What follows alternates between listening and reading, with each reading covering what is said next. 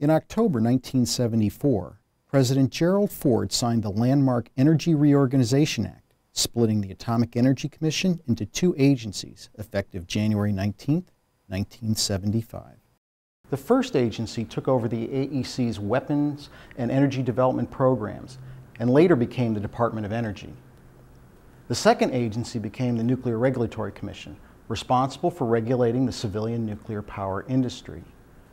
The AEC had been a storied and powerful federal agency which had taken over the Manhattan Project's weapons development programs and given birth to peaceful applications of nuclear energy. By 1974, however, Congressman Chet Holifield, a loyal patron of the agency, spoke for supporters and critics alike when he noted the AEC was falling apart and it had to go. Hi, I'm Tom Wellock, the historian of the NRC. In this video, I'll explore the historic roots of the AEC's downfall, which led to the birth of the NRC. Stated simply, the AEC was doomed by the historical forces that created it.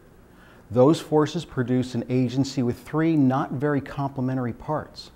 One part was a secret weapons agency.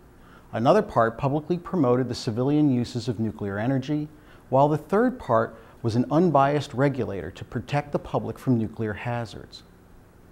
Over time, it became evident that promotion and protection didn't mix. The AEC began operations in 1946 when keeping atomic secrets from the Soviet Union was a Cold War necessity. When the Soviets exploded their own bomb in 1949, secrecy became less important than persuading allies and the public that the new atomic age could bring substantial benefits to civilian life, not just the terror of nuclear war. The 1954 Atomic Energy Act gave the AEC responsibility for promoting and regulating civilian nuclear power. In other words, the AEC was both nuclear industry salesman and safety watchdog.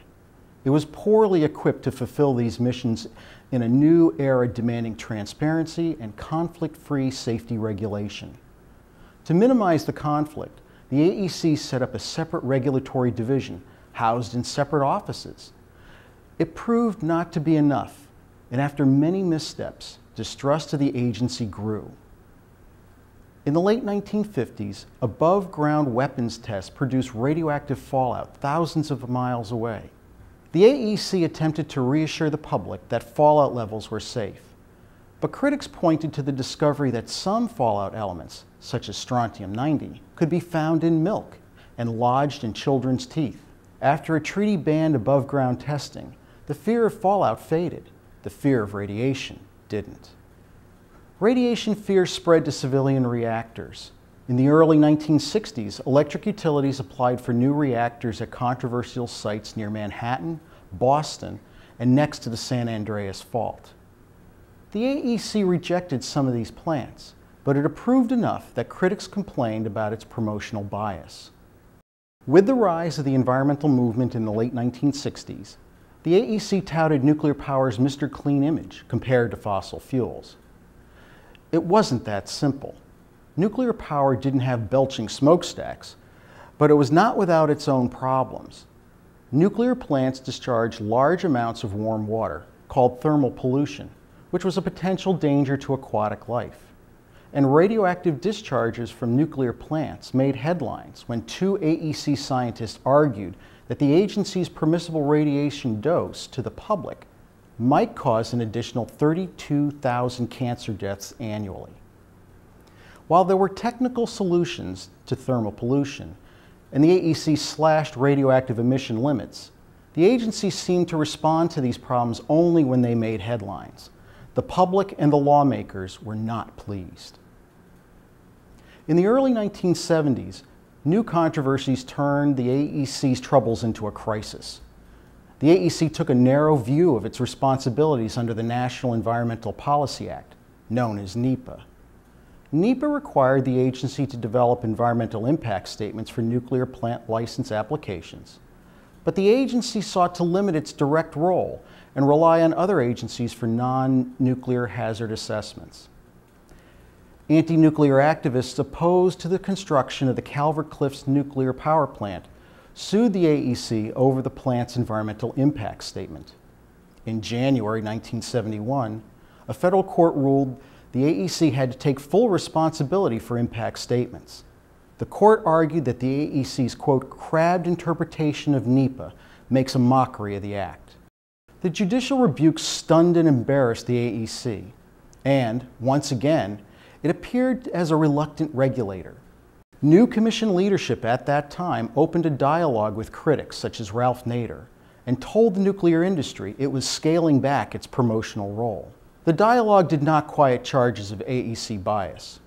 In 1972, the agency opened hearings to set performance standards for emergency cooling systems at power plants. The hearings garnered unflattering press coverage as dissenting AEC experts claimed the cooling systems might not work. The press reported that the AEC tried to intimidate these dissenters. Many observers concluded the agency could not be a trusted safety-conscious regulator. Congress and the White House began drafting legislation to dissolve it. In 1973, the Yom Kippur War in the Middle East touched off an energy crisis that helped shape the legislation to break up the AEC. By then, many alternative energy sources competed with nuclear power as a solution to fossil fuels. Congress proposed replacing the nuclear-only AEC with an agency that promoted diverse energy options. To eliminate the AEC's conflicted mandate, Congress created the NRC as a standalone agency, specializing in reactor safety. Even the AEC's commissioners agreed to split the agency. Dixie Lee Ray, the last AEC chairman, said, "It is time the responsibility for regulation should be independent from and free from the charges of conflict of interest." The 1974 legislation sought to ensure the NRC's independence with a 5-member commission, bipartisan commissioner appointments, an Office of Regulatory Research, and a substantial research budget. The NRC staff also gained greater independence than the AEC staff had on regulatory decisions. The NRC began its operations as a separate agency in January 1975. After the many AEC controversies, the nuclear industry and anti-nuclear activists both greeted the new agency with hope.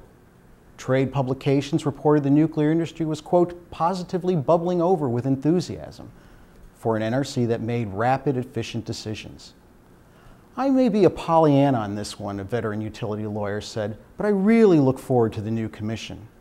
In a rare moment of agreement, anti-nuclear activists also had high hopes for the new agency, believing it would be a stronger safety regulator than the AEC. The NRC was born out of a consensus that independent regulation was essential. But how could the NRC satisfy such divergent expectations of what its independence would mean? Many decades later, that question still confronts the NRC. How the new agency responded to the challenges will be the subject of future installments of Moments in NRC History. Stay tuned, and thanks for watching.